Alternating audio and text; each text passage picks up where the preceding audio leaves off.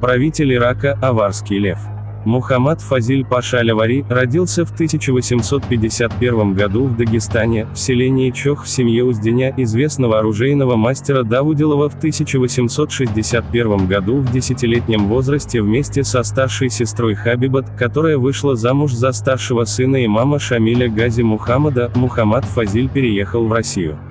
Здесь он завершил школьное образование и поступил учиться в военное училище, которое закончил с отличием в 1869 году.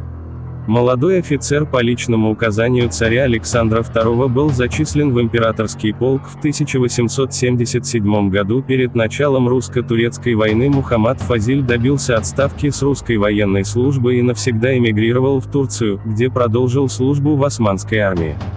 В составе османского халифата Мухаммад Фазиль принимал активное участие в войне против России. В частности, он отличился в сражении под крепостью Карс, за что получил звание майора. В османской армии Мухаммад Фазиль занимал должность заместителя командира дагестанского полка, которым командовал сын Шамиля Гази Мухаммад. Одновременно он являлся и адъютантом султана Абдулхамида II. За личную храбрость, проявленную при спасении жизни султана, Мухаммеду Фазилю Абдул-Хамидом II было досрочно присвоено звание полковника.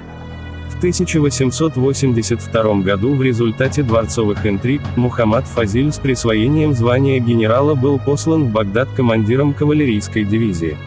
За время службы в Ираке он дослужился до звания генерала армии.